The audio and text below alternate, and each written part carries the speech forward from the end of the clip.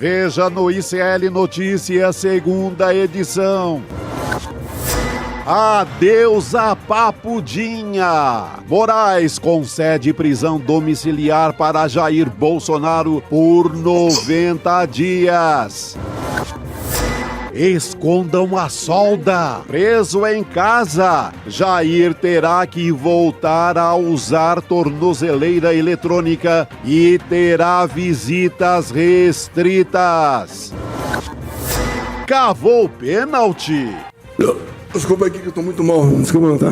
Em 56 dias, Bolsonaro recebeu quase 4 atendimentos médicos por dia. Mimi, me ajuda! A articulação de Michele livra Bolsonaro da cadeia, mas deixa aliados irritados. O ICL Notícias, segunda edição, está no ar.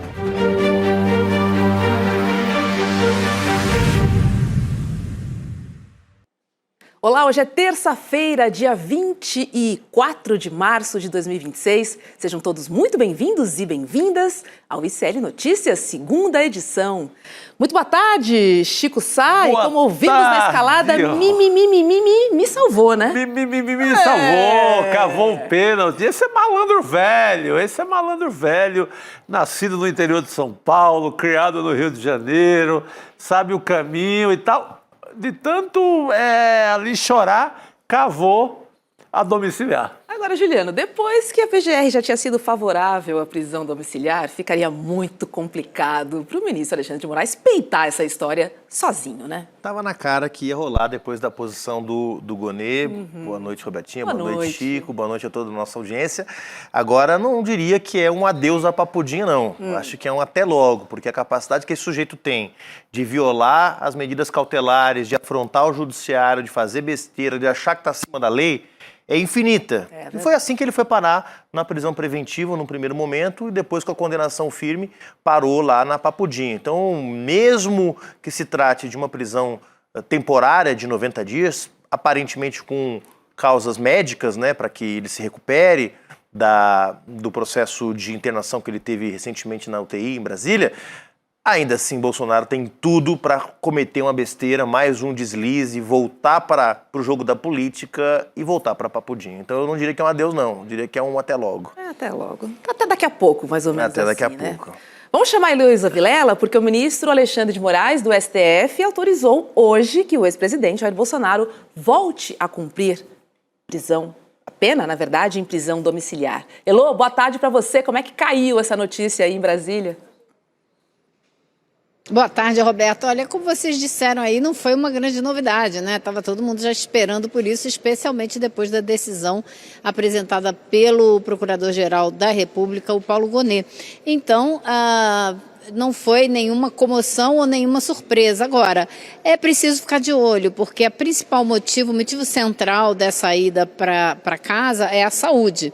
Ele vai para casa acabar de se recuperar, como disse o ministro Alexandre de Moraes na sua decisão, que tem 40 páginas, não é nada curta, é bastante longa. Ele diz que as pessoas idosas têm um prazo de 45 a 90 dias para se recuperar completamente de uma doença pulmonar como essa que ele adquiriu, pneumonia com broncoaspiração. Agora, é verdade também que ele já estava no caminho da recuperação, ele já deixou a UTI, já estava num quarto. Então, tem mais aí do que saúde, tem pressão política, tem o momento que o país está atravessando e tem, acima de tudo, me parece, um receio muito grande de muita gente de que Bolsonaro morra na cadeia, de que ele venha a óbito enquanto preso, o que daria para a extrema-direita, especialmente ao filho dele, muito material para a campanha política desse ano. Então, eu acho que o ponto essencial que está por trás dessa decisão é esse receio do que pode acontecer se ele, por acaso, entrar num caminho de piora e morrer na cadeia, que é o que me parece Alexandre de Moraes está tentando evitar por vários motivos. É isso. A gente tem um trecho aqui da decisão do ministro Alexandre de Moraes. Bota na tela, por favor. Eu vou ler aqui. Diante do exposto, nos termos dos artigos 21 e 341 do Regimento Interno do STF, autorizo a prisão domiciliar humanitária temporária ao custodiado Jair Messias Bolsonaro pelo prazo inicial de 90 dias, a contar da data de sua alta médica para fins de integral recuperação da broncopneumonia. Após esse prazo, será reanalisada a presença dos requisitos necessários para a manutenção da prisão domiciliar humanitária, inclusive com perícia médica se houver necessidade.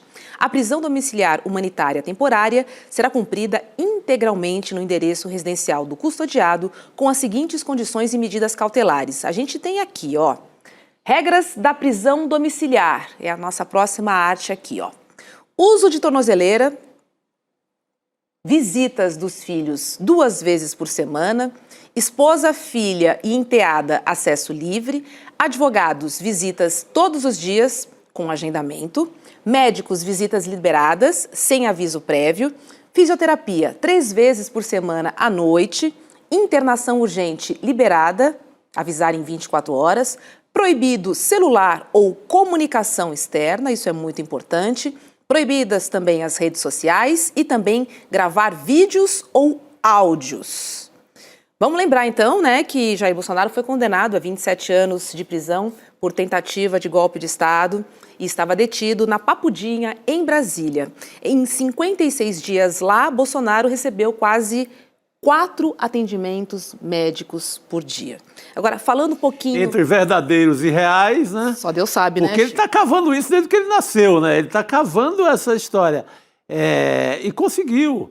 Eu acho que tinha que ser mais rigoroso, mesmo com todo esse risco de acontecer alguma coisa e ter um prejuízo eleitoral. Eu creio que tinha que ter uma equipe médica independente, isso era a primeira coisa. Não dá para acreditar num médico que é primo do Caiado e o outro é quase do comitê eleitoral do PL. Não dá, teria que ter, porque o Xandão acho que sente-se um pouco desgastado pelo noticiário, do caso lá do escritório da sua mulher, e por conta disso foi ficando bonzinho. Mas, tecnicamente, isso... eu creio que teria que ter uma junta médica independente. Não pode ser médico do cara. Sabe, eu estou com um rolo na justiça. Chama o médico da minha família. Chama meu médico lá em casa e meu médico decide. Acho que não. Até por respeito à independência, teria que ser uma junta médica independente. O que você achou dessas regras, Ju? Não, o Chico primeiro está certo sobre esse tema do médico, porque eu imagino que o Alexandre de Moraes tenha ficado numa saia justa, Roberta, porque a outra opção que é essa que o Chico está mencionando, que é ter uma junta médica do Estado, porque a rigor a condição de saúde dos custodiados do Estado é do Estado, né? Mas de colocar uma equipe médica indicada pelo Alexandre de Moraes e vir aquele papo absolutamente justificável, que já veio aqui no próprio ICL, que é por que ele tem uma junta médica bancada, né, pelo Estado, enquanto outros não têm. Aí ia ter que explicar que ele é um ex-chefe de Estado, que tem uma condição de saúde frágil, que se morrer impacta no ambiente político e tudo mais. Para não ter que explicar isso, ele liberou o acompanhamento com os médicos indicados pelo Bolsonaro, e está acontecendo exatamente isso que o Chico mencionou aqui, que é um claro uso político da condição de saúde do Bolsonaro, que tem suas fragilidades, para gerar pressão sobre o Supremo Tribunal Federal. Das listas, das regras que foram listadas, eu acho que a mais difícil de cumprir, sem dúvida nenhuma, é a proibição de uso de celular, né? Porque, quer dizer, o Bolsonaro só vai voltar a usar a rede social ou gravar mensagem e vídeo se quiser deliberadamente voltar para a Papudinha. E aparentemente ele não gostou muito dessa experiência. Então, se ele não quiser voltar para a Papudinha, ele vai cumprir essas regras. A regra que é difícil dele cumprir e que tem que ver como que o Alexandre de Moraes vai conseguir monitorar o cumprimento dessa regra é o uso de celular. Porque ele pode muito bem fazer chamadas, entrar na articulação política da campanha do Flávio. Pode ser um usuário passivo de rede social. Exatamente. Fica recebendo todas as informações, fica no jogo e é um agente político ativo durante a campanha eleitoral, que é o que ele vai ser. E nós estamos exatamente na pré-campanha, né? Isso acaba qualquer sentido de prisão, de pena. Exatamente. Acaba, foi pro buraco. Então acho que essa vai ser a regra mais difícil de ser cumprida, porque é difícil de ser controlada, né, Lu? Exatamente. O que o Alexandre de Moraes disse, o ministro, foi que haverá agentes da Polícia Militar na porta da casa do Moraes, revistando malas de carros que chegarem, e as pessoas que chegarem terão que deixar o celular do lado de fora. Agora, isso não impede Bolsonaro de ter acesso à internet, ele vai estar dentro de casa, não impede a mulher dele de comprar um celular pré-pago e entregar na mão dele, não impede a própria Michelle de deixar o telefone dela com ele. Ou seja, o que essa medida faz é abrir a porta para o Bolsonaro ativamente trabalhar na articulação política, coisa que ele já vem fazendo da cadeia. Ele, na cadeia, já determinou, por exemplo, que a chapa de Minas Gerais será definida pelo Nicolas Ferreira. Eu ouvi isso essa semana de um representante do PL. Ele já falou, é o Nicolas que define a chapa, a palavra final é dele. Aí, da mesma maneira, ele definiu a chapa de Santa Catarina e assim por diante. Então, ele mesmo da cadeia tem essa influência, tem esse poder de voz dentro do partido e agora, podendo falar com todo mundo o tempo todo, porque ninguém vai conseguir impedir isso, a não ser que os interlocutores tenham medo da justiça, que me parece que nesse momento não terão, porque, como disse o Juliano, parece que a justiça está enfraquecida, está cambaleante, está com medo, porque houve muita denúncia nos últimos dias que envolve ministros do Supremo.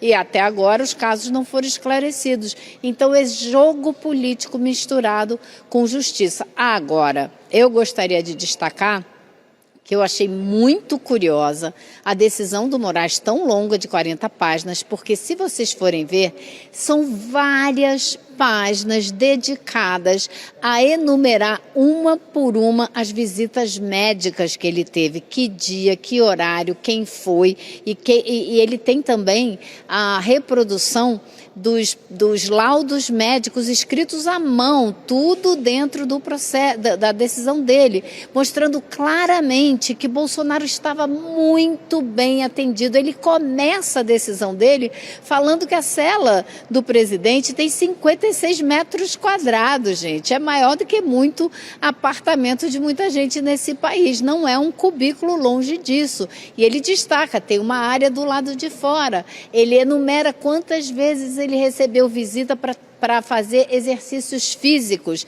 né? E por aí vai. Quantas vezes o advogado teve lá? O advogado vai continuar podendo ver o Bolsonaro todo dia por 30 minutos, é verdade, não mais do que isso. E os filhos vão poder continuar visitando ele quartas e sábados nos mesmos horários pré-determinados. Mas a facilidade que ele vai ter de se comunicar, gente, agora, quem vai segurar? Acho impossível, a não ser que cortem a internet da casa dele, porque senão não vai dar. É verdade. Eu vou puxar a linha do tempo aqui para a gente entender um pouco mais sobre essas idas e vindas de Bolsonaro, né, para o hospital. Ele passou mal no dia 13 de março e foi internado na unidade de terapia intensiva do hospital DF Star para tratar de uma pneumonia decorrente de uma broncoaspiração. Ele apresentou melhora, né, clínica, saiu da UTI, mas segue sem previsão de alta. E quando sair, já sabemos que vai para casa. Essa também não é a primeira vez que Bolsonaro passa mal desde que foi preso. Em setembro do ano passado, por exemplo, quando ainda estava em prisão domiciliar, ele precisou de atendimento médico e, na época, ele apresentou quadros de vômito, tontura e também queda de pressão arterial. Já em janeiro deste ano, quando estava detido na Superintendência da Polícia Federal, o ex-presidente precisou ser internado depois de passar mal e bater a cabeça em um móvel da cela. A gente lembra bem disso, né? Ficamos aqui tentando entender de que maneira que ele conseguiu bater a cabeça naquele móvel, enfim, naquela cela super confortável. Tava doidão. Em que ele estava. Agora, vamos lembrar também que ele não gosta muito de tornozeleira eletrônica, não, né? Eu estou preocupada com as redes sociais, mas tornozeleira também não é o forte. Bastou, ele ficou meia hora sozinho lá, Michele saiu, todo mundo saiu, ele fez aquela lambança lá de meter a solda na tornozeleira. Não sei qual era o motivo, mas parece que tinha risco de fuga naquele momento. Agora, sabe uma coisa curiosa que eu vi na decisão do Moraes hoje? Ele diz com todas as letras. O Jair Bolsonaro não deve comer bolachas ou alimentos esfarelentos e deve comer sempre num ângulo de 90 graus, ou seja, sentado, corretamente sentado, para não broncoaspirar outra vez nenhum tipo de partícula, né? Então, para vocês verem o grau de detalhamento da decisão. Aí eu acho que aí já entra no terreno da sacanagem do Alexandre de Moraes. Que lembrou... Chico, ele fez questão de chamar o Bolsonaro de idoso. Você acha que o Bolsonaro gostou? Lembrou da cena lá dele comendo frango para dizer que era do povo.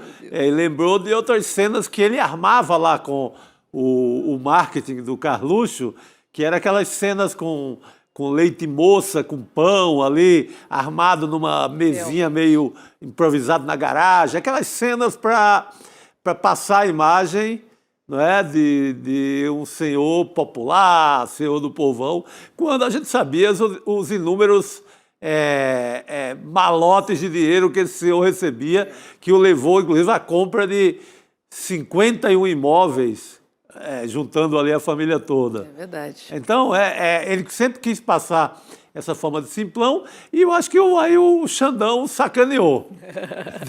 Olha, aquelas imagens deploráveis eu não quero ver mais. É verdade. Agora, só tem um detalhe, né, Juliano? Não é bolacha, é biscoito. No caso do Bolsonaro, é biscoito. Rio é biscoito. Mas ele é do interior de São Paulo, então ele come dos dois. Só faltou recomendar que o Bolsonaro, ou determinar que o Bolsonaro usasse um babador, né? Porque realmente é uma peça quase que de humor as decisões do Alexandre de Moraes quando se trata da saúde do Bolsonaro. Agora tem um tema, claro, a gente vai ver a repercussão, o bolsonarismo está comemorando, né? Isso não importa muito, porque em termos da disputa que está em curso no país, né?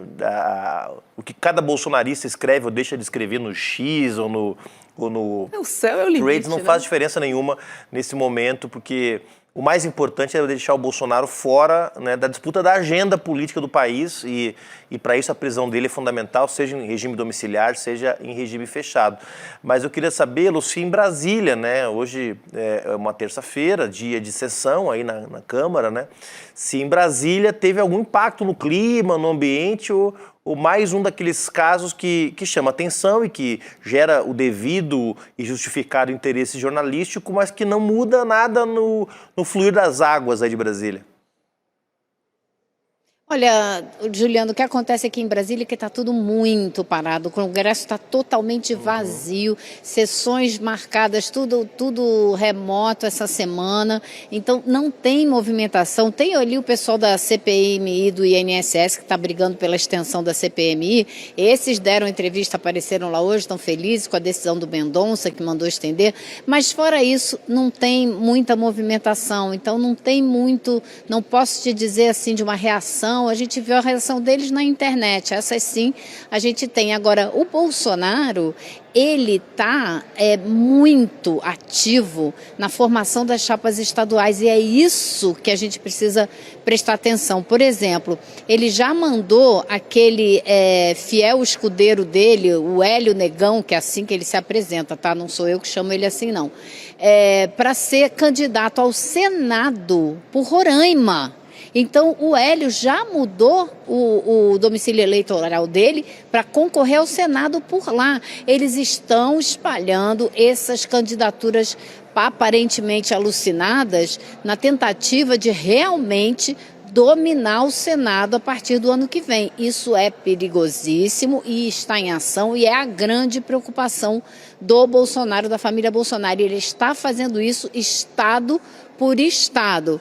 Então, o governo Lula e a sua base eleitoral e a sua base aliada que prestem muita atenção a cada um desses estados. Muito bom. É um movimento que começa com o próprio filho, se deslocando do Rio de Janeiro, onde foi vereador por séculos, não deixou nenhuma obra que alguém possa dizer que é dele, que teve projeto dele no Rio de Janeiro, se desloca para Santa Catarina, que é um reduto muito bolsonarista, e é o primeiro nome dessa articulação nacional para deslocar o que for possível das estrelas, né, dos nomes mais célebres ali do bolsonarismo, para tentar superlotar o Senado com essa gente e aí caçar ministro, e aí perseguir, e aí tentar, não demover, acabar com a democracia à maneira deles, que é o que eles não gostam desse jogo democrático.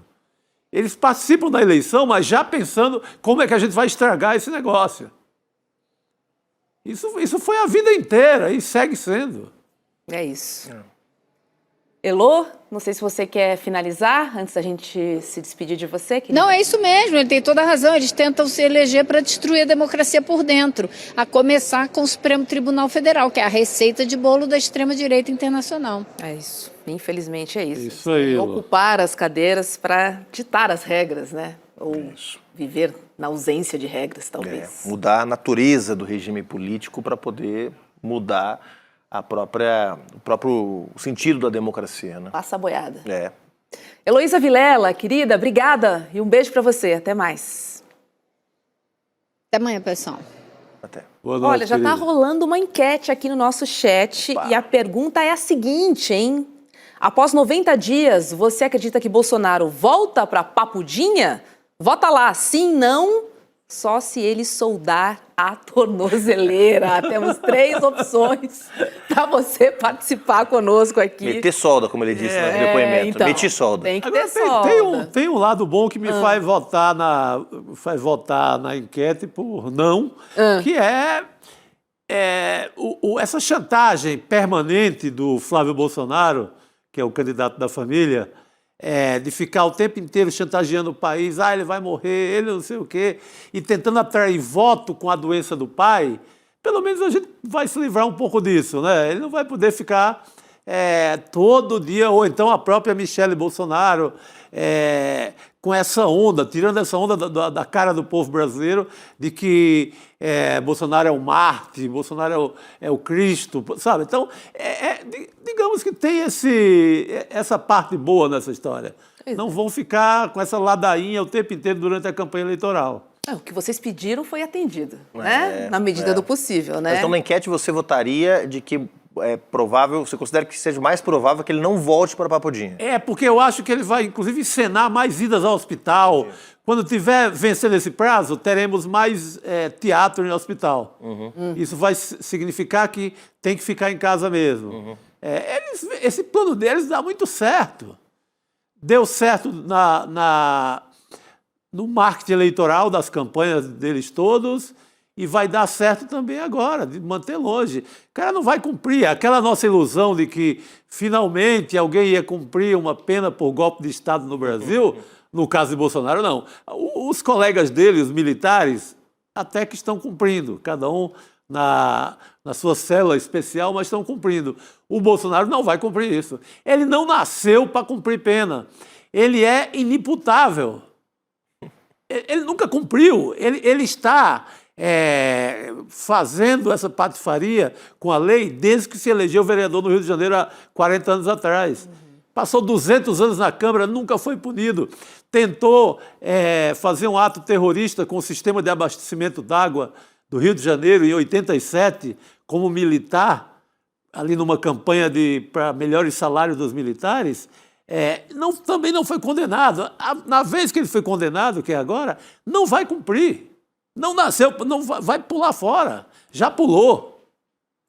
É verdade. Eu vou votar, na enquete eu vou votar no sim, porque eu acho que ele vai fazer alguma besteira. Eu também vou votar no sim. É um bom voto, é um bom voto. Ele não vai aguentar. Ele vai fazer alguma besteira e vai voltar, e é muito bom que durante o processo eleitoral Bolsonaro esteja lá na Papudinha. Eu acho que o Alexandre de Moraes está fazendo essa conta, mas vamos ver. Aproveite, vote na nossa enquete, a gente quer saber a sua opinião, e aproveita e dá aquele like no ICL Notícias segunda edição, porque você sabe que ele merece, né? O ICL Notícias segunda edição, obviamente que eu tô falando. Vamos chamar a Juliana Dalpiva para conversar com a gente agora. Oi, Ju. Boa tarde para você, seja bem-vinda. Bom dia, queridos. Bom dia. Bom dia para todo mundo. Bom dia. Gente, eu tô tão... Olha só, eu tô lendo tanta notícia hoje que eu tô no bom dia ainda, tá? Boa, porque o meu Ju. dia hoje começou às 5h30 da manhã. Então, Imagina. Vamos lá. Quase boa noite já, né? O meu dia já teve 50 horas hoje. Meu Deus. E acabou de vir aqui mensagem a primeira pessoa que eu tô vendo da família Bolsonaro comentar a decisão do ministro Alexandre de Moraes é a Michelle. Acabou de sair uma postagem dela, enquanto eu estava me preparando para entrar com vocês aqui, vi que o Flávio não tinha feito, não sei se o Carlos fez, mas ela postou A gente fotos, tem do Carlos aqui também. do Bolsonaro. Ah, o Carlos já fez também. Então, a gente tem do Carlos. Ela tinha... ela está tentando se cacifar com essa situação, né? Ela foi ontem ao ministro Alexandre de Moraes para reforçar o pedido para domiciliar. Há um mês atrás, ela também foi até o ministro fazendo esse mesmo pedido, mas não conseguiu atender, né, a domiciliar um mês atrás, mas conseguiu a transferência da Polícia Federal para Papudinha, numa cela que era maior e que era avaliada com mais conforto do que a que ele tinha na Polícia Federal, que já não era pequena. Mas ela foi ontem ao ministro e parte do que eu ouvi ao longo do fim do dia de ontem, hoje de manhã, era que é para garantir ali o crédito, né? Ou seja, a taça, né? Quem de fato conseguiu que o ministro Alexandre de Moraes aceitasse conceder a decisão foi a Michelle. É isso que ela está trabalhando nesses últimos dias. E foi até o que me desconcentrou aqui na entrada, quando eu fui cumprimentar vocês. Ela postou uma foto da internação do ano passado, de alguma cirurgia que o Bolsonaro fez em abril do ano passado, e aí ela escreveu aqui, enfim, um trecho bíblico, dizendo, primeiro falou que vai seguir cuidando do marido, como sempre fez, com amor, resiliência, dedicação, fé, que celebra as pequenas vitórias. E aí citou um trecho bíblico, Eclesiastes 3:1, tudo tem o seu tempo determinado e há o tempo para todo propósito debaixo do céu. Essa é a mensagem da Michelle Bolsonaro agora, ela postou há 6 minutos. Essa decisão, nesse momento, falamos um pouquinho mais cedo quando demos a notícia, eu e a Laura Couto, ela é uma decisão que nesse momento é a decisão segura e adequada para a situação de saúde do Bolsonaro, para o Supremo Tribunal Federal e para evitar uma piora no quadro de saúde dele, visando também esse quadro político. Não tem como separar, embora do ponto de vista da lei, dê para discutir, acho que vários outros presos nessa mesma situação do Bolsonaro não receberiam esse privilégio. De condenados a 27 anos, depois de pouco mais de 4 meses de regime fechado, depois de descumprir medidas cautelares 2 vezes, né? Não é nem uma vez só. O Bolsonaro foi colocado em tornozeleira eletrônica em julho do ano passado, e já com aviso para que não usasse redes sociais e tudo mais. O que ele fez? Foi lá e participou de uma live com o Flávio em plena manifestação. E aí foi colocado em prisão domiciliar. Aí ele fica em prisão domiciliar de agosto até 21 para 22 de novembro, quando ele resolve, né, numa brilhante ideia, numa madrugada, botar fogo na tornozeleira eletrônica dele por meio de uma solda.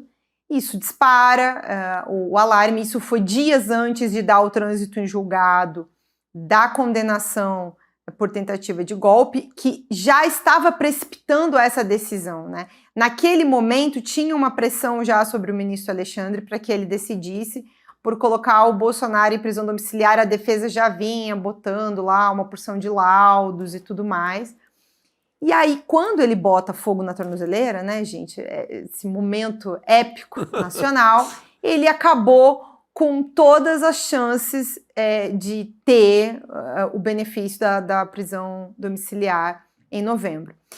Só que a situação de saúde dele hoje realmente é uma situação de fragilidade. Ele está com pneumonia em tratamento desde o dia 13, já são quase 15 dias de tratamento na UTI. Ele saiu da UTI ontem, ainda vai ficar alguns dias internado.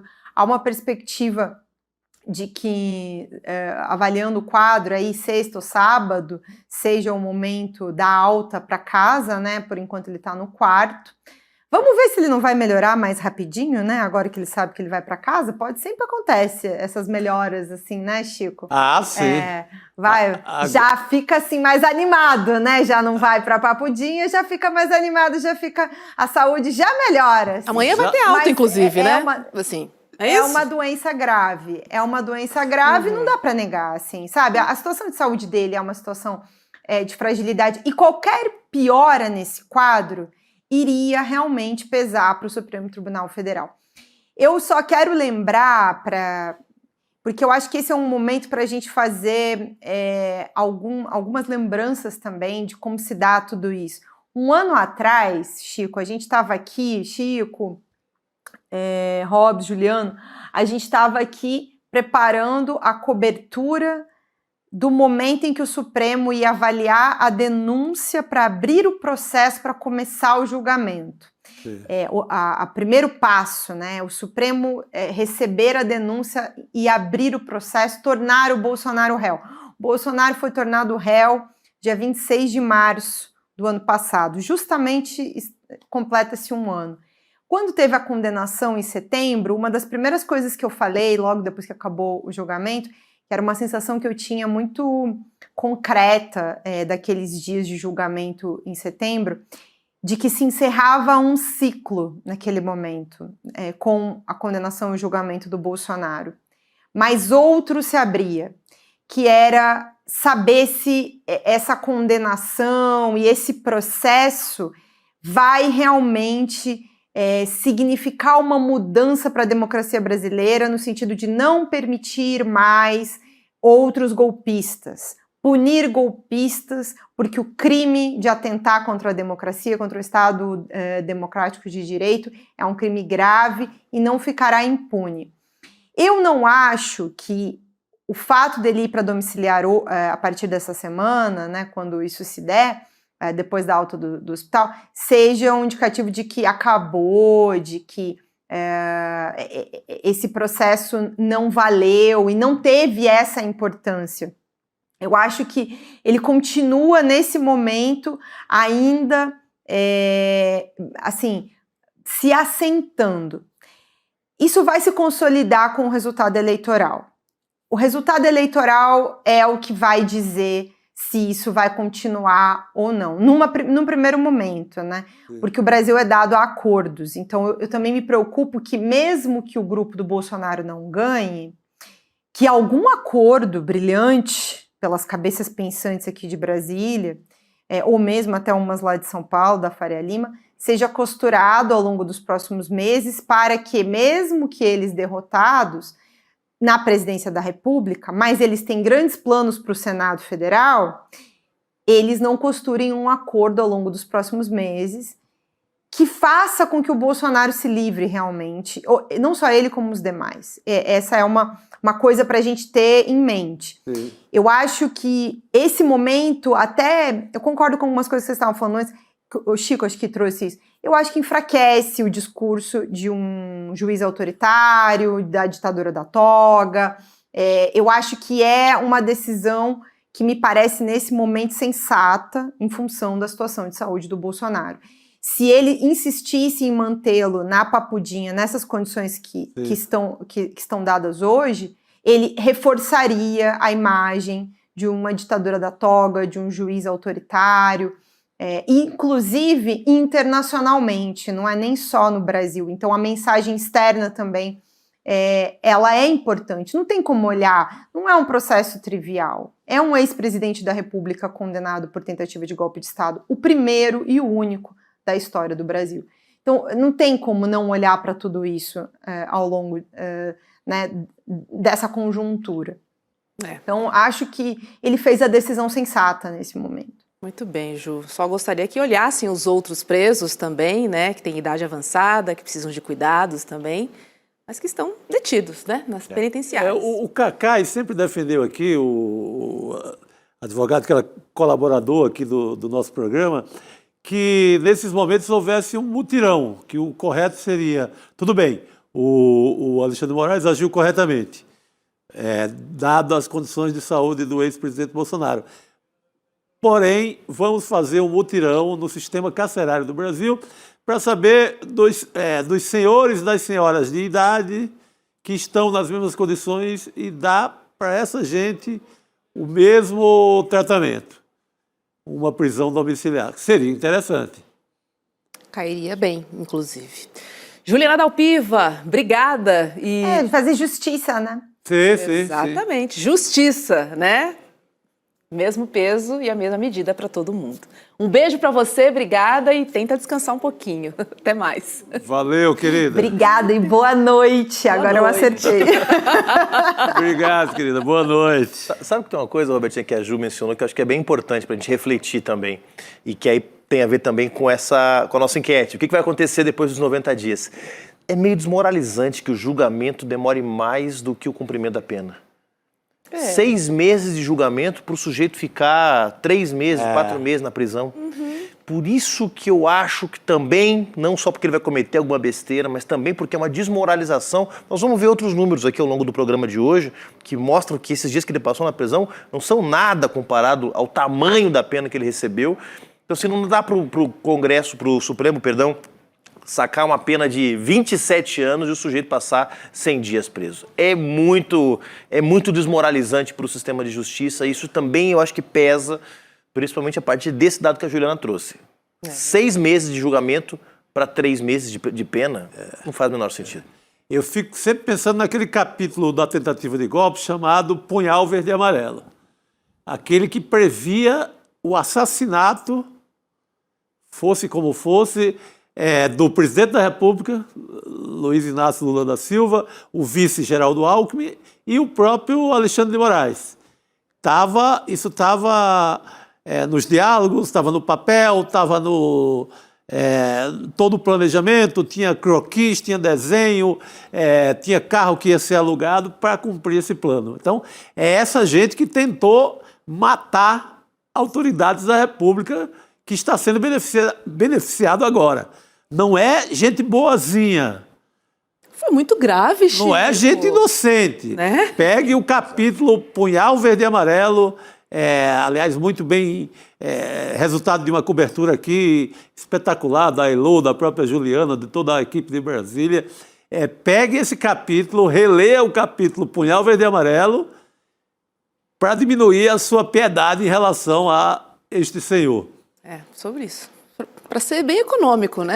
Porque a lista é longa, né? Eu vou ficar só no Punhal Verde e Amarelo. Exatamente. Temos aí muitas questões a resolver.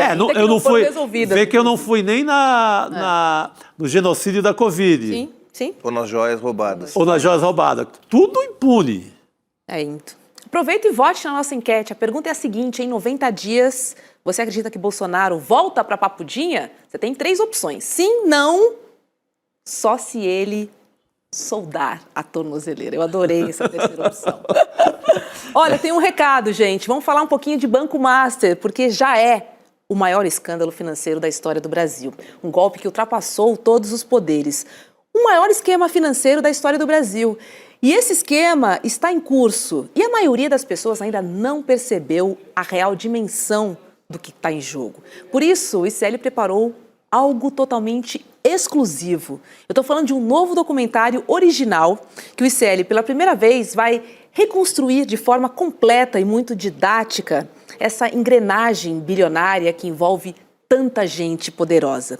O Doc te apresenta uma linha do tempo detalhada, né, que revela como é que o esquema liderado por Daniel Vorcaro, como é que ele se expandiu, como é que ele atravessou fronteiras e se infiltrou nos mais altos níveis de poder. Estou falando do Congresso ao Poder Judiciário. Vamos dar uma olhadinha no recado que o Eduardo Moreira tem pra gente. Esquece tudo que te contaram sobre o Master. Ninguém ainda compreendeu qual foi o grande segredo desse golpe, que fez com que milhões de brasileiros perdessem muito dinheiro e que o golpe continuasse a ser dado durante tanto tempo sem ter sido impedido. Você deve imaginar que, não, eu sei, ele comprou a influência ali de muita gente poderosa, mas não foi só isso. Tem uma coisa muito antes e que fez ele ser um golpe com uma genialidade maligna e inédito no mundo inteiro. E eu vou explicar para vocês no dia 31 de março, uma terça-feira, às 8 horas da noite, através de um documentário que traz pela primeira vez a explicação real de como foi dado esse golpe por Daniel Vorcaro. Se você quiser entender, até para nunca mais cair num golpe desse, um documentário que vai mudar a compreensão do país inteiro sobre o que aconteceu no escândalo Master. É isso, então a gente reforça, né, que o lançamento acontece na próxima terça-feira, dia 31 de março, às 8 horas da noite, tá bom? Será um evento super especial com Eduardo Moreira e também Débora Maganha.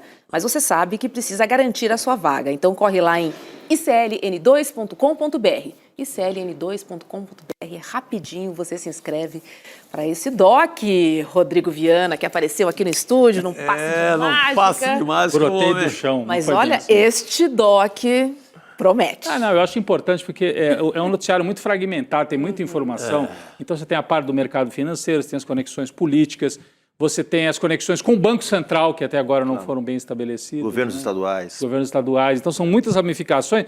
É uma chance da gente ajudar a turma a montar o quebra-cabeça, né? Todas as peças. E também, o que levou o Master a crescer desse jeito? Acho que esse que é o grande truque. Como é que ele conseguiu, né? Assim, dar esse salto e virar um banco desse tamanho tão rápido, né? Eu acho que essa é uma grande riqueza do documentário. Vai trazer isso.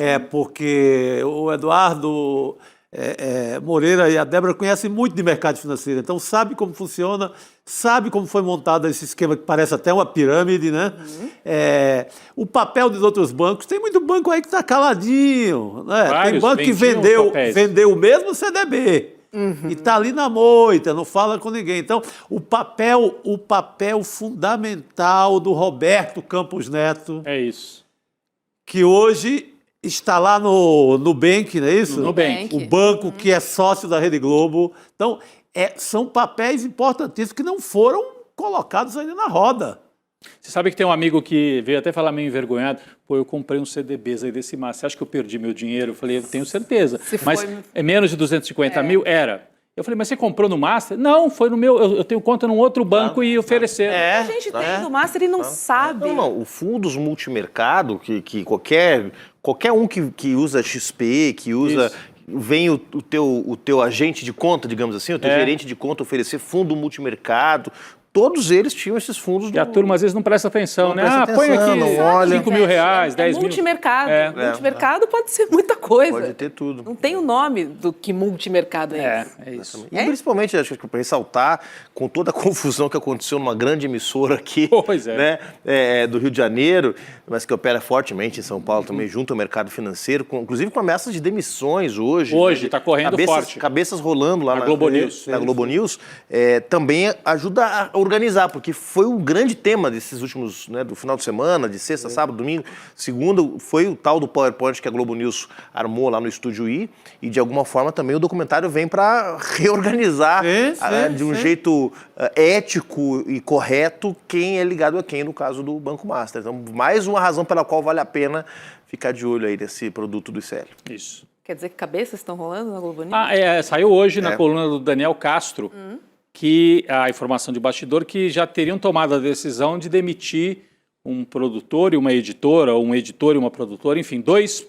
profissionais que seriam os responsáveis por elaborar aquele PowerPoint. Agora, eu duvido que, com a gravidade, com os fatos envolvidos ali, que isso tenha vindo de um produtor e um editor, da base da redação, né? Isso passou por chefes, a própria apresentadora. Eu ouvi, assim, relatos de terceiros, de que ela só teve acesso ao PowerPoint quando já estava no ar, que ela não...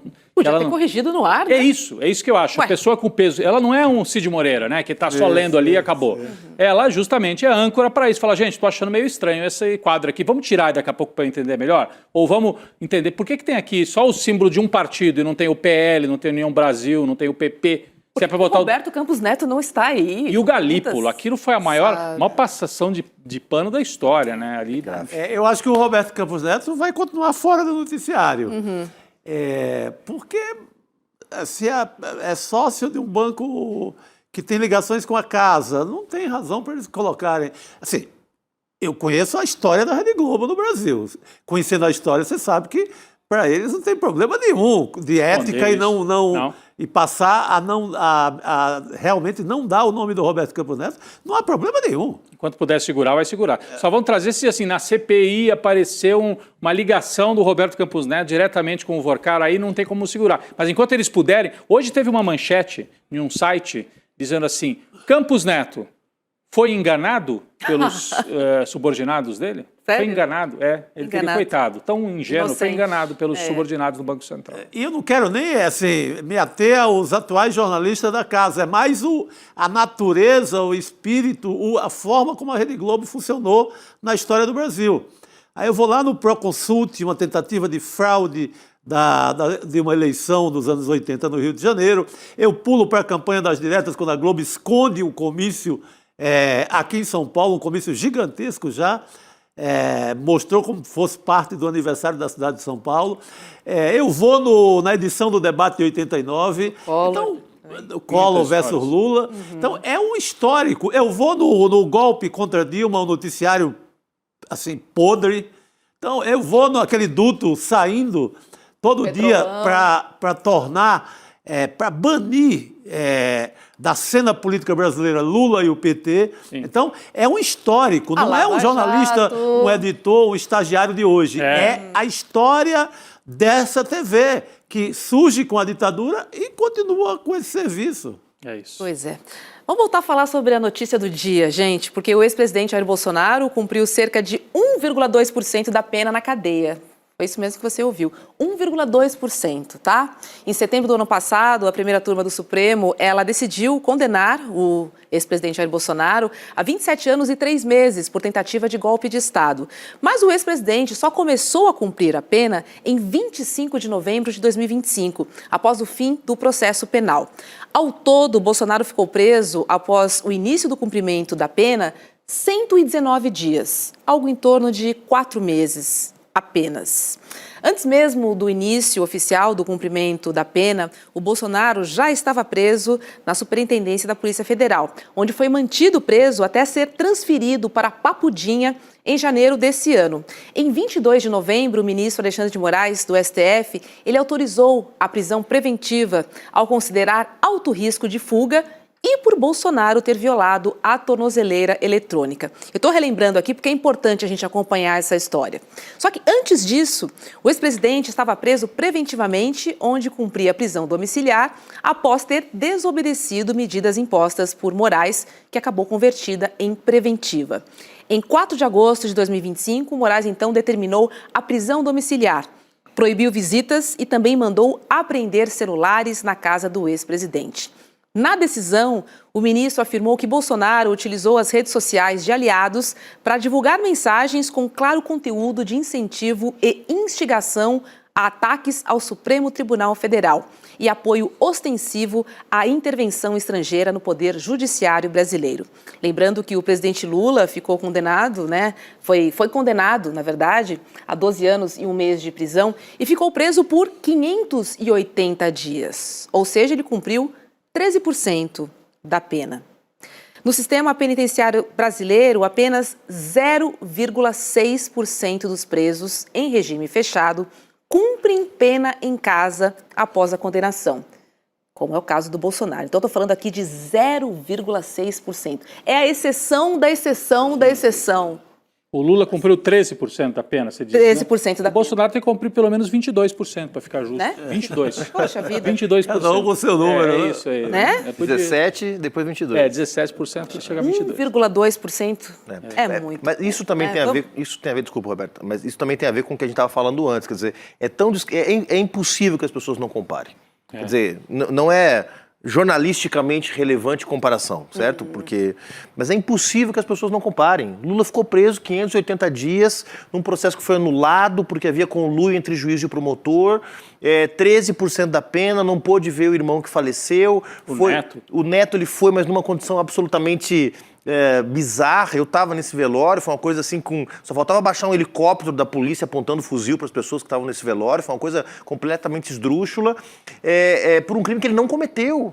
Então, quer dizer, é um negócio tão bizarro que o Bolsonaro, e não estou falando da decisão dele passar 90 dias, estou falando da hipótese dele não voltar dos 90 dias. Tem que voltar da prisão para o regime fechado. Porque aí seria um escárnio, seja pela relação entre o cumprimento de prisão fechada com o tamanho da pena, que é de 27 anos, seja em relação ao tempo que o processo levou, 6 meses de julgamento, o cara ficar 3 meses preso, seja pela gravidade do crime.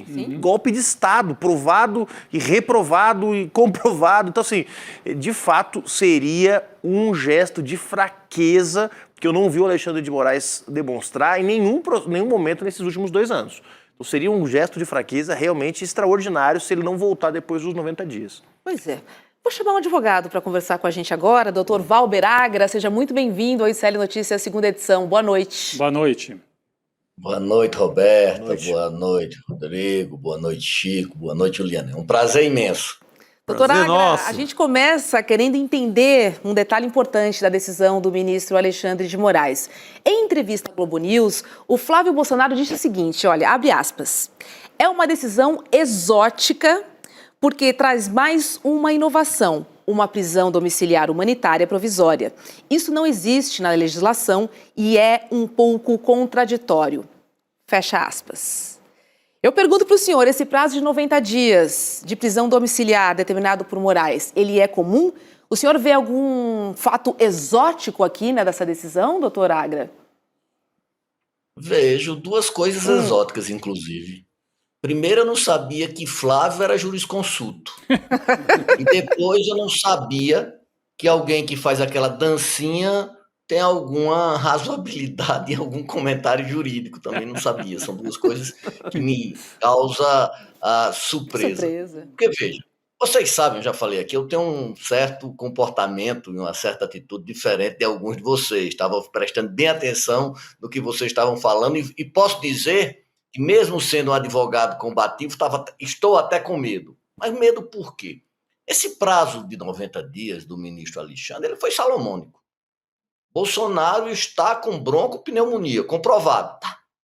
Houve uma perícia 2, 3 meses atrás que disse, não, ele poderia cumprir a pena sem nenhum problema de saúde na cadeia. Mesmo na Papudinha, ele tinha um mecanismo que ele poderia ser atendido a qualquer momento por uma emergência médica. Mas não se sabe por que ele pegou uma broncopneumonia. Pegou uma broncopneumonia e chegou a passar na UTI, hoje é dia 25, chegou a passar 12 dias na UTI. Isso comprovado. O que é que o ministro fez? Ele, a partir da saída, ele tem 90 dias para se recuperar. Em se recuperando, provavelmente ele deve fazer uma outra perícia.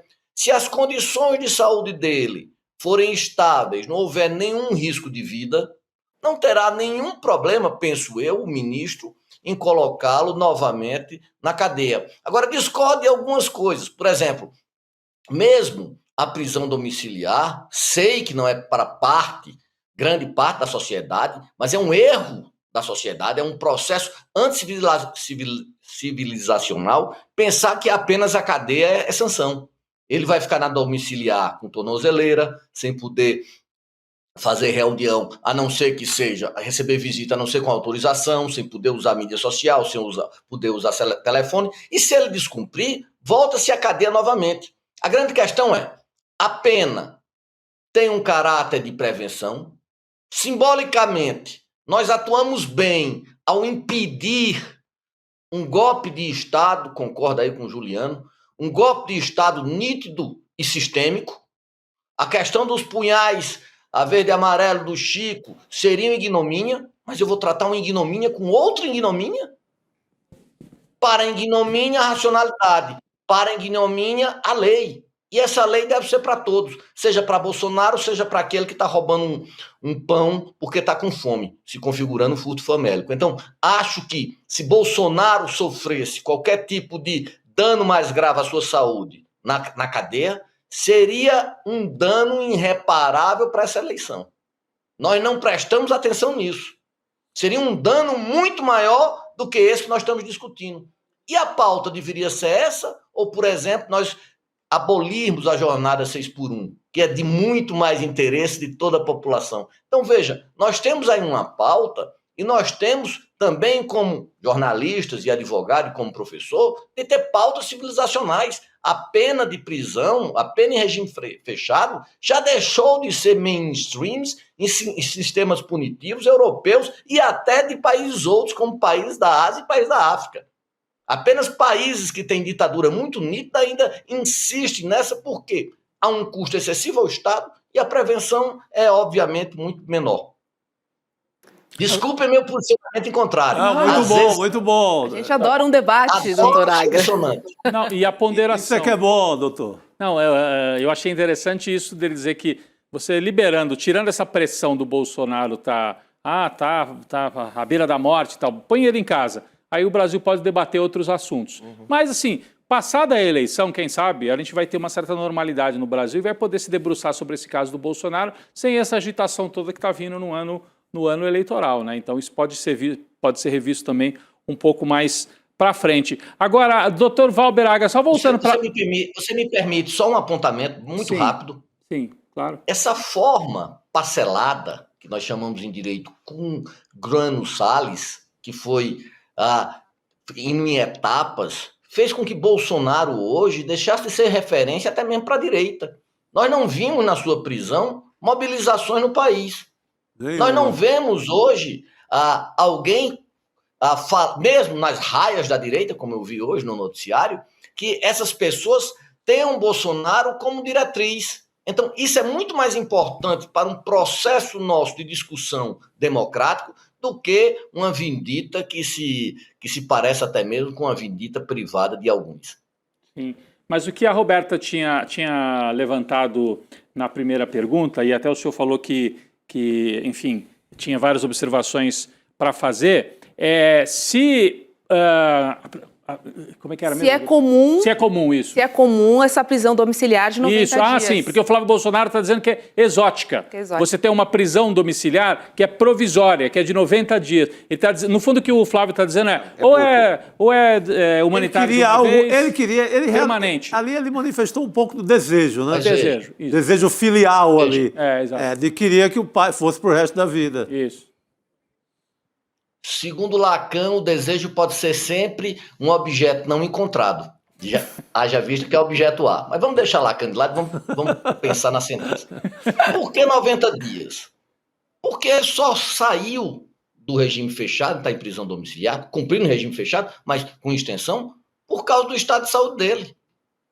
Depois desses 90 dias, contados a partir da saída do internamento hospitalar, ele tiver plenas condições de cumprir o regime na Papudinha, ele deve voltar para lá.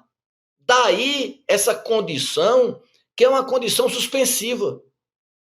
Então, isso é exótico? Muito pelo contrário. Atende o fator teleológico do cumprimento da lei. O que é isto? Ele fez um crime muito grave, todos nós sabemos, e deve pagar por ele, desde que em condições humanitariamente digna. Valber, mas a maioria dos presos não tem essa condição. Verdade. Cabe a nós também lutarmos por isso. A cadeia hoje não é um dejeto de seres humanos. Ela não serve para isso, para ser uma pós-graduação de crime.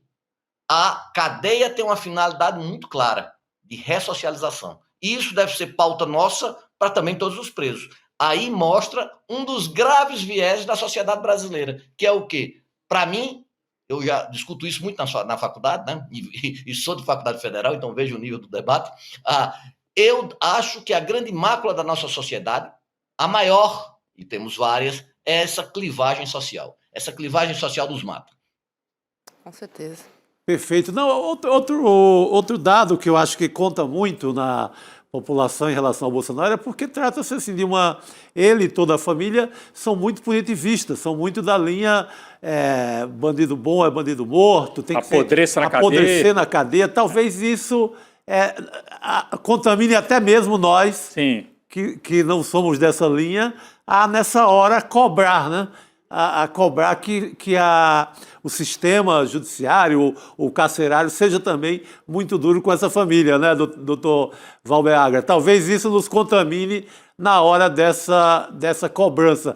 Mas eu quero jogar uma situação hipotética para a gente pensar. Se alguém tem na família um idoso nessas mesmas condições, pode usar esse cenário jurídico para reivindicar a saída também, o benefício para o seu parente que está no cárcere?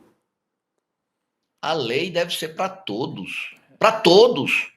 O regime domiciliar, ele é feito justamente isso, para dar uma condição humana. Aí você vai dizer, mas Valber, esse exemplo é pululante no sistema judiciário? Não. Por quê? Porque o sistema judiciário acha que bandido bom é bandido morto, o próprio sistema judiciário. Por enquanto que bandido bom não é bandido morto, é bandido sem bem. É bandido sem bem. Quando nós fazemos a maior parte das delações, nós não deixamos o bandido um hipossuficiente econômico. Ele sempre faz a delação e o que vai mitigar a sua delação é quanto é que o furto do roubo eu vou permanecer. Então, a questão, se nós virássemos esse prisma dizendo, bandido, aquele que pega em arma contra o Estado, sim, deve ter toda a rigidez do Estado, toda ela. Mas naqueles crimes financeiros, naqueles crimes outros, onde não precisa ser de grande monta, mas que há uma repercussão financeira, bandido bom é bandido sem bem. Isso seria a maior estratégia para que nós pudéssemos dizer que literalmente o crime não compensa. Mas se o cara fica 2, 3 anos e fica com todo esse bem, veja, porque por exemplo, o careca do INSS não pensa, ou pelo menos a imprensa não noticiou, de fazer uma delação. Muito bom. Professor Agra, vamos aqui explorar o que eu acho que está na cabeça e no coração de boa parte da nossa audiência. Estamos de acordo de que, uma vez comprovada a fragilidade da condição de saúde do Bolsonaro, passar 90 dias em casa não é o fim do mundo, não é impunidade, não é jeitinho. Então, estou de acordo com o senhor dessa perspectiva. E se depois dos 90 dias, porque eu acho que é isso que aflige boa parte da nossa audiência e de nós aqui que acompanhamos muito de perto esse processo de julgamento e que está nos temores do meu querido Chico Sá, que na enquete está votando, achando que o Bolsonaro não volta para o regime fechado, e se depois dos 90 dias o ministro Alexandre de Moraes decide, Bolsonaro se comportou, não entrou na internet, não gravou live, não fez chamadas telefônicas. Não meteu a solda. Não meteu a solda na tornozeleira, se comportou. Ficou 90 dias como um bom menino, um bom garoto. E depois desses 90 dias, o ministro Alexandre de Moraes resolve converter, ou comutar, não sei qual seria o termo adequado, a prisão em regime fechado para a prisão domiciliar, mesmo com o Bolsonaro recuperado da sua broncopneumonia, que ele não imita, né? Pessoa perdendo o ar, ele deve estar aí, né, quietinho em casa, se recuperando, e sem ter cumprido um sexto da pena. Essa decisão lhe pareceria razoável ainda assim? Vamos lá. Primeiro, eu não acredito em bom comportamento de Bolsonaro. Nem eu. Sim, você está sendo muito condescendente com o Bolsonaro. Eu estou votando na enquete que ele vai voltar a ser preso exatamente porque não vai se comportar. Seria, se o ministro fizesse isso, uma grande contradição. Muito bem. Veja que há 3 meses atrás ele fez uma perícia. Eu duvido que ele vá liberar Bolsonaro sem uma perícia. Aí sim, se a perícia disser que ele realmente precisa dessas condições, mas se isso acontecer, se vocês me convidarem, eu vou aqui, obviamente, pedir desculpas aos senhores, dizer que eu não sou mais um dissonante, um desafinado, e fazer coro e bater palmas, como sempre bato para os senhores.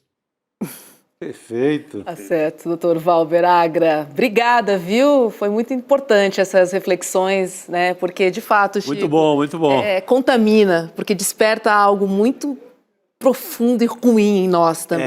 Sim. Mas o doutor Valber Agra consegue trazer... Faz muito sentido. Bota a bola no chão. Análise técnica até com certo bom humor, é coisa rara aqui nesses tempos. O Brasil já foi assim, né, gente? O país mais bem-humorado, né? Que coisa, né? A gente podia voltar a ser assim, tenho saudades. Mas enfim. É porque hoje eu estou em Brasília e vou sair daqui e vou ver uma decisão do TSE e espero que o princípio da legalidade possa imperar também em estados maiores. Então eu estou muito animado hoje. Daqui a pouquinho, né? Daqui a pouquinho, saio daqui correndo. Correndo lá, é o Cláudio Castro, né?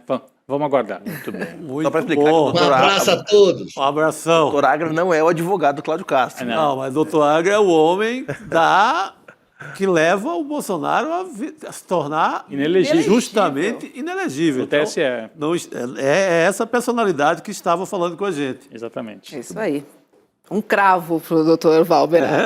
Ele merece aqui. O homem de Campina Grande, mas estudado no Recife. Muito bom. Olha só, gente, hoje é terça-feira, dia de Precisamos Conversar. E Juliana Baroni, Açucena, Márcia Tiburi e Sara Zara te esperam para um debate provocador e necessário. Elas vão falar sobre o avanço histórico de Erika Hilton na política brasileira e a reação violentíssima, né, que tenta deslegitimar identidades e silenciar conquistas. Vão falar também sobre a expansão da cultura Red Pill e elas também vão conversar sobre a naturalização do feminicídio. Falam também sobre a impunidade e a urgência de enfrentar a misoginia como estrutura da nossa sociedade. Não perca, é hoje, às 19h, coladinho no N2. E a Juliana Baroni tem um recado para você. Oi, pessoal do N2, boa noite. Hoje no Precisamos Conversar vamos falar de mais um caso de violência contra a mulher que não para de acontecer. Vamos falar sobre o documentário Por Dentro da Machosfera e sobre ela, Erika Hilton. Não perca, daqui a pouquinho. É isso, e para você receber o link da transmissão, sempre com um novo programa que for ao ar, entre no grupo de Zap do Precisamos Conversar, icl.com.br/Precisamos Conversar. Esse é o grupo das meninas, tá bom? Logo depois do N2, dá tempo de tomar uma água, acompanhar esse debate importante. Quem chega agora para conversar com a gente é o nosso colega Luiz Costa Pinto. Oi, Lula, boa noite, seja muito bem-vindo. Boa noite. Boa noite, essa bancada ampliada. Antes da gente começar a conversa, eu só quero começar, Chico, fazendo uma referência ao Valber Agra, da família Agra, né, de uma longa tradição no judiciário da Paraíba, com formação na Universidade Federal de Pernambuco, na Faculdade de Direito do Recife, e família citada na obra de Augusto dos Anjos, pela Casa Agra, né? Exatamente. Obra que todos declamamos, poemas que todos declamamos em noites boêmias no cemitério, né? O poema inevitável, que é aquele que fala assim, Recife, Ponte Buarque de Macedo, eu indo em direção à Casa do Agra, olhava minha sombra magra e tinha medo. Olha só. E foi de improviso aqui, hein? Olha os dois aqui, ó. Foi de improviso, mas estava decorado em longas noites de poemia. Né? Voltou, né? O bom é que tá mantido aqui, que eu achei que tinha ido. Foi nada? Parabéns, gostei. Muito bom. E hoje não é nem sexta-feira, hein? Não, nem dia do sarau. Vamos voltar a falar, né, do ex-presidente Jair Bolsonaro, porque a gente vai apresentar agora duas narrativas que surgem nas redes sobre a concessão da prisão domiciliar para o ex-presidente. Do lado da direita, gente, que sempre foi muito punitivista no Brasil, e a gente sabe, surge o argumento de que a mudança de regime é necessária e deveria ter acontecido mais cedo. Vamos ver o que disse Carlos Bolsonaro. Olha um pôster dele no Twitter. É óbvio que fico extremamente aliviado em finalmente ver meu pai em casa, podendo ser cuidado de forma mais adequada, aumentando sua possibilidade de sobreviver frente a tantas comorbidades médicas expostas ao longo de meses. Mas isso não pode ser tratado como justiça e nem celebrado como tal, frente a um processo repleto de ilegalidades expostas pela própria imprensa. A gente tem aqui também um trecho do post do Sóstenes Cavalcante, que é o líder do PL na Câmara. Disse Sóstenes: o que estamos vivendo é, acima de tudo, uma questão de justiça e de humanidade. Uma medida que já deveria ter sido adotada há muito tempo. Lamentamos profundamente que tenha sido necessário chegar a esse nível de sofrimento para que a prisão domiciliar fosse finalmente concedida. Eu vou trazer o post do deputado Lindbergh Farias, Lula, já passo para você, tá? Porque ele ressaltou que Jair Bolsonaro faz parte de um grupo de privilegiados entre os presos brasileiros. Olha o post do Lindbergh. Enquanto isso, milhares de presos idosos e doentes seguem amontoados em celas superlotadas, sem assistência adequada, sem comoção pública e sem a mesma velocidade de resposta judicial. A família Bolsonaro sempre defendeu crueldade penal para os de baixo, sempre estimulou a lógica de que preso pobre tende a apodrecer na cadeia e agora faz um verdadeiro carnaval quando a pena alcança um dos seus. Agora eu passo para você, Lula, porque temos aí duas narrativas e, logicamente, um uso político, né, dessa decisão do ministro Alexandre de Moraes. Isso, Roberta, eu tenho uma opinião contracíclica em relação a muita coisa que eu ouvi hoje, sobretudo do campo da esquerda, e a esse post do Lindbergh. Eu acho que o Bolsonaro se tornaria um problema para a esquerda brasileira, um problema para a sociedade civil brasileira, para o Estado e para o Supremo Tribunal Federal, se ele evoluir, né, negativamente na sua condição médica durante a campanha eleitoral. E se isso acontecesse dentro da papudinha. Eu acho que a decisão do ministro Alexandre de Moraes, com as condicionantes de que não pode ter Wi-Fi, não pode ter sequer gravação por terceiros com o ex-presidente apenado Jair Bolsonaro, que ele não pode usar telefone celular, nenhum tipo de comunicação externa, que não pode receber visitas, né? Eu acho que é muito prudente essa decisão para uma reavaliação futura, porque eu fico imaginando aqui, prospectivamente, o que seria uma piora, um agravamento de um quadro de saúde do Jair Bolsonaro durante a campanha, na papudinha, e seria, então, um corpo colocado no colo do ministro Alexandre de Moraes no plenário do Supremo Tribunal Federal. Então, eu acho que, nesse momento, dadas as condições políticas, é uma decisão que guarda uma certa prudência nesse momento. Foi o que foi a posição da Juliana Dalpiva também mais cedo aqui, né? Eu assistia a Juliana também entrando ao vivo e foi exatamente essa mesma posição. Agora, Lula, você acha que o Bolsonaro indo para a cadeia, na verdade indo para casa, né?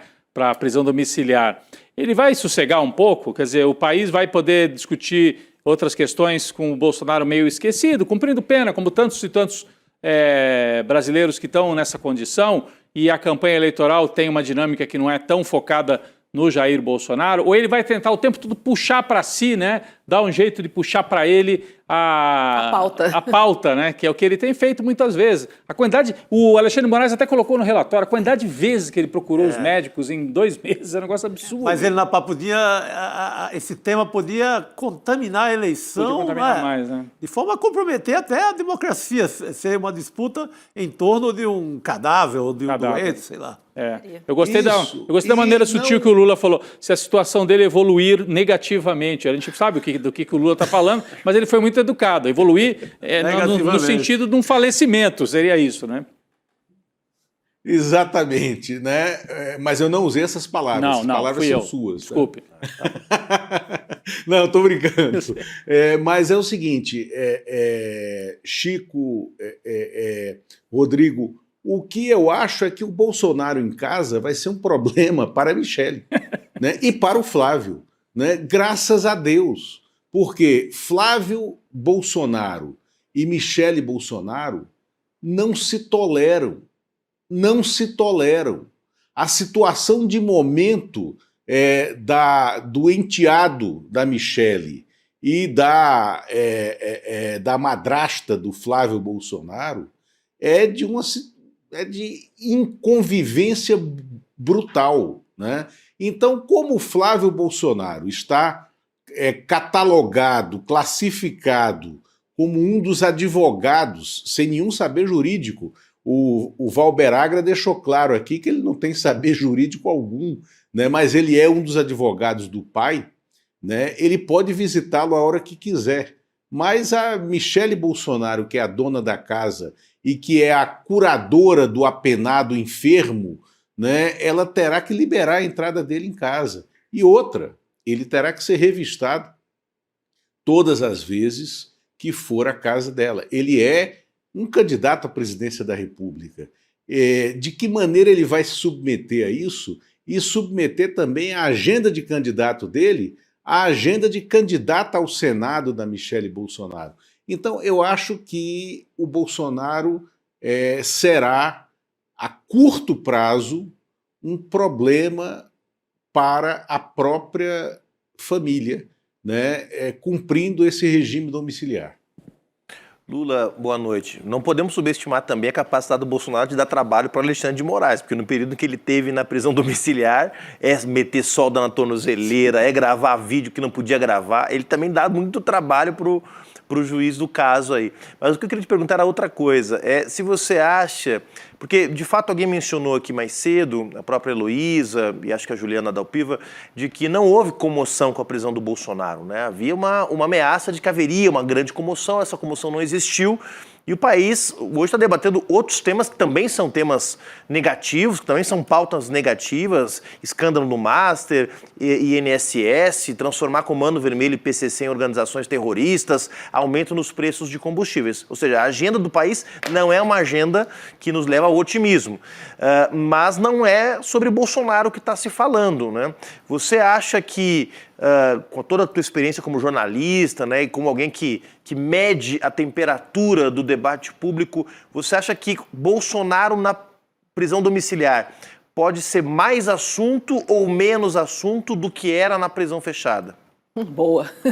Eu acho, Juliano, que o Bolsonaro na domiciliar, ele traz o Flávio Bolsonaro para obrigatoriamente defender o indefensável, dados e tragédias, né, como a pandemia do governo Bolsonaro, misturando com esse debate de campanha hoje, primeiro porque o Bolsonaro vai querer que ele coloque isso na campanha, vai cobrar isso dele na relação.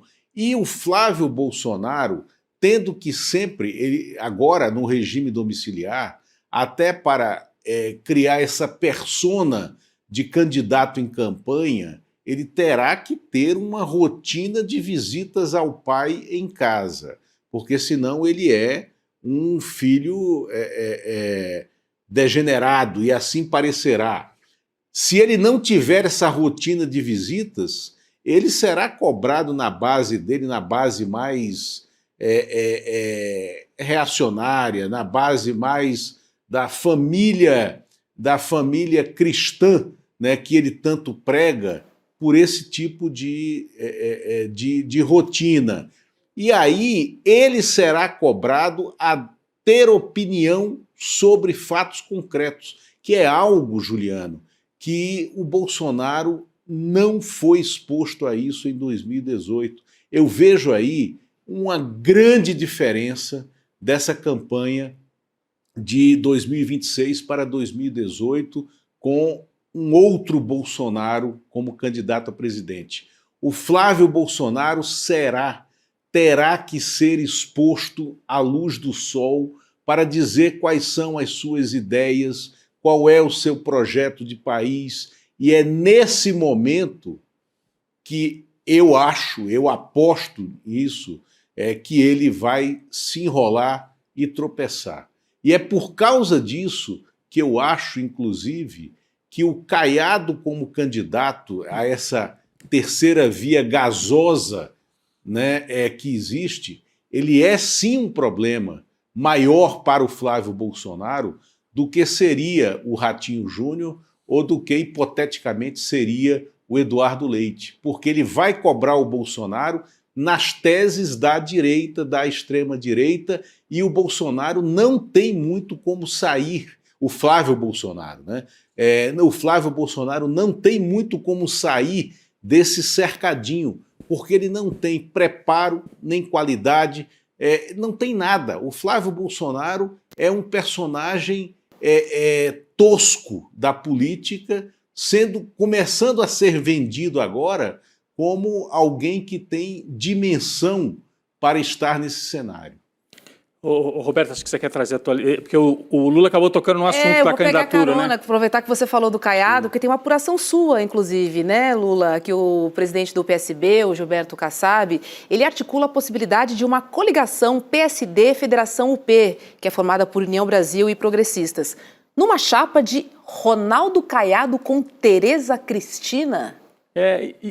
Roberta, você me permite, falando dessa apuração do Lula, porque alguns analistas mais à direita hoje tentaram vender essa ideia, não, o Ratinho desistiu e isso é bom para o bolsonarismo. Eu não sei se eu concordo com essa tese, que estava ali em vários artigos e tal. Eu vou mais por essa linha aí que o Lula tá trazendo agora, né? O Caiado em campo, ele tira voto no primeiro turno de um eleitorado de direita mesmo. Sim. E o Ratinho, pelo perfil, Bloquearia o de centro. Poderia bloquear o de centro-direita. Poderia bloquear um voto de centro que agora pode ir para o Lula. Especialmente um voto moderado dos setores de baixa renda e tal, que Ratinho, pai, né, esse nome da comunicação. Faz todo sentido. Mas eu queria ouvir o Lula sobre isso, já que a apuração é dele também, dessa chapa que o Kassab estaria trazendo. Nesse momento, o plano A do Kassab é Caiado mesmo, não é o Eduardo Leite, é isso, Lula? Nesse momento, o plano A do Kassab é o Caiado. Ele está tentando, inclusive, antecipar a definição para talvez amanhã ou depois. Ele deu prazo até sábado, né, para essa definição. O Caiado passou o dia em São Paulo, acho que ainda está lá em São Paulo, negociando. O Kassab filiou hoje a Silvia Abravanel, filha do Silvio Santos, que vai ser candidata a deputada federal por São Paulo, e que já vai sair como uma pré-candidata à prefeitura pelo PSD em 2028, mas então o Caiado sentou praça lá. Ontem, quando soube da saída de cena do Ratinho Júnior, o Kassab deu 5 telefonemas para o Ciro Nogueira, para o Rueda, para saber se eles topavam eventualmente uma coligação.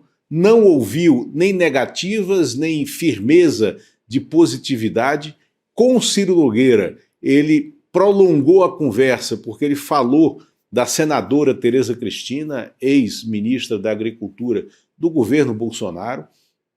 Ele conversou com a Tereza Cristina também para dizer que estava pensando no nome dela, né? Ele, inclusive, evoluiu na conversa com o Ciro Nogueira e disse que poderia ser uma coligação PSD-PP, desde que a Federação União Progressista não fosse sacramentada no TSE, que ainda não foi, e terá de ser até o dia 3 de abril, né, até a quinta-feira, até a sexta-feira da Semana Santa, que é o prazo fatal, né, para a federação ser sacramentada. Então, o Kassab está muito firme nesse propósito de rapidamente identificar a viabilidade política dessa aliança. E eu acho, particularmente, que uma chapa centro-oeste, Caiado, Tereza Cristina, é uma chapa do agronegócio, mas é uma chapa que traz um projeto da direita conservadora brasileira que é diferente dessa maluquice estapafúrdia extremista do bolsonarismo. E eu acho que ela cinde o bolsonarismo por dentro, porque passa a ser absolutamente injustificável para a Faria Lima, para o empresariado brasileiro, para a elite tradicional do país, seguir apoiando uma candidatura de um parvo, como é o Flávio Bolsonaro. Então eles passariam a ter em cena o nome de alguém que é um personagem dessa direita clássica brasileira e que se submeteu às regras democráticas. Vejam bem, o Caiado surge na política brasileira durante a Constituinte, como um líder de lobby, né, de lobby ruralista. Depois ele disputa a presidência da República, tem 0,7%, 0,8% dos votos. Fica em décimo lugar, né, naquela disputa. Mas depois vira deputado, disputa o governo de Goiás, perde, fica sem mandato 4 anos, volta como deputado, exerce 6 mandatos como deputado, depois se elege senador, depois se elege governador, né, perde nesse intervalo, ele perde eleições de pessoas que ele apoia para o governo de Goiás. Então ele tem uma trajetória por dentro da política, né? Eu acho que isso faz uma diferença muito grande, porque aí você vai ter o presidente Lula, né, em campanha contra um outro projeto que está dentro do sistema e que não permite, né, que uma figura pérfida como Flávio Bolsonaro se crie nessa cena. Por isso que eu acho que ele é um problema para o Flávio Bolsonaro. Agora, Chico, eu fico pensando, né? Porque o Flávio tem se vendido como um moderado, né? Entrando o Caiado, né, nessa disputa eleitoral, assim, que também vai tentar ocupar esse espaço do moderado, obrigatoriamente ele vai ter que ir mais para a direita, né? Assim, nessa colocação. Hoje, Roberto, ótima pergunta. Eu vi muitos comentários de analistas aí da CNN, do mercado aí da grande mídia, achando que a entrada do Ronaldo Caiado no jogo, ali, o homem do cavalo branco, o homem da UDR, daria ao Flávio Bolsonaro um ar de mais leve, de mais ao centro. Eu não acho que não, assim. Eu creio que o Ronaldo Caiado pode fazer, sim, um estrago na candidatura dele, exatamente na linha do que espera o eleitorado do Bolsonaro, que é uma candidatura muito de direita, muito forte, muito no molde mais conservador. O Ronaldo Caiado parece um conservador mais autêntico do que o Flávio Bolsonaro.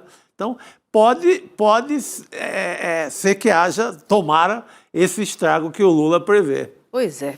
Luiz Costa Pinto, muito obrigada, viu, por participar conosco nessa noite aqui no N2. Um beijo para você e até breve. Obrigado a você. Valeu. Obrigado, Roberta, Chico, Juliano, Rodrigo. Até logo. Boa noite, querido. Um abraço. Quer saber o resultado da nossa enquete? A pergunta era a seguinte, olha como o pessoal está dividido. Após 90 dias, você acredita que o Bolsonaro volta para a Papudinha?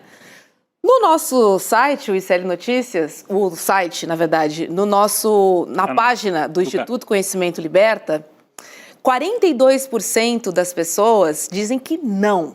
Não volta. Que ele não volta. Mas aí você vai para o ICL Notícias e 41% dizem que sim. Tá ali pau a pau. Que ele volta para a Tá Papudinha. equilibrado. O jogo. Olha, no @Eduardo Moreira, 42% acham que não. Também. Mas aí eu tenho no @César Calejon, que diz que 48% dizem que sim. Olha só. Olha só. No do Leandro Demore, 44% diz que não. Eu quero que só volte depois da eleição. Isso. Porque eu acho que vai criar-se uma cena também favorável ao Flávio Bolsonaro, a volta dele à prisão daqui a 90 dias. Ele, no meio da campanha, quando a campanha começa a pegar fogo, aquela imagem do coitado sendo levado de novo para... É uma imagem que não é boa para a campanha. Então, tranca esse bicho em casa aí e solta depois que acabar a eleição. Sem solda, sem ferro de solda. Ele solta para Papudinha depois que acabar a eleição. É isso.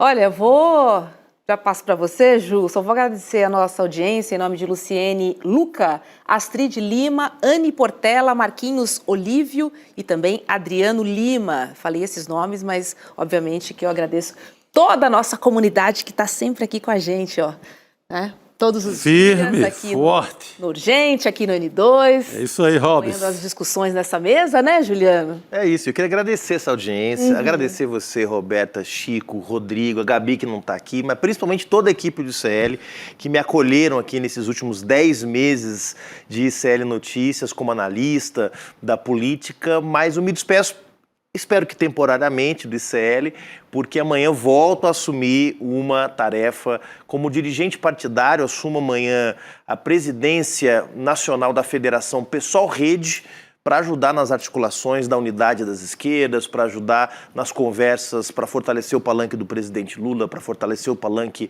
do Haddad aqui em São Paulo. E claro que isso não casa com a política editorial do ICL. Ninguém pediu para eu sair, foi uma decisão consciente de preservar aqui a integridade jornalística da nossa equipe, do Rodrigo, da Roberta, do Chico, de todo mundo que faz jornalismo de verdade. É jornalismo posicionado, mas é jornalismo de verdade. Não cabe um dirigente partidário ocupar a bancada do ICL. Continuo como fonte, continuo como parte do noticiário do ICL sempre que necessário, mas não mais como analista político, pelo menos pelos próximos meses, e agradeço imensamente a vocês, meus colegas, e a toda a nossa audiência de série. Pô, professor, bem, vamos perder muito, mas a democracia brasileira pulsa com esse nome. É um até logo e boa sorte. Boa sorte, Juliano. nas suas tarefas futuras. Beijo pra você, foi um prazer. E quem quiser seguir acompanhando o nosso trabalho, obviamente, é só sair aqui agora, quando acabar, e entrar lá no Juliano Pessoal, no Instagram. Aliás, ajuda a minha rede a dar uma subidinha. Boa! Mas aí parte dos nossos 15, 20 mil pessoas que estão ao vivo aqui. Antes de continuar na programação do ICL, vai lá e dá seguir o Juliano Pessoal para acompanhar o nosso trabalho. Rapidinho, Muito bom. porque agora Precisamos Conversar e as meninas já estão batendo na nossa porta. Beijo pra vocês. Toque. Valeu. Boa sorte, Ju. Valeu, Obrigado, Juliano, boa pessoal. sorte, Tchau. valeu. No ICL, o conhecimento transforma realidades. São mais de 300 cursos com alguns dos maiores nomes do Brasil, em economia, política, filosofia, história, finanças pessoais, autoconhecimento e muito mais. Aqui, cada aluno faz parte de um projeto único, 100% independente e financiado pelos próprios estudantes. É graças a quem se torna aluno que o ICL existe e o jornalismo livre chega até você. Se inscreva agora em icl.com.br e torne-se aluno. Estude, apoie e faça parte da revolução do conhecimento.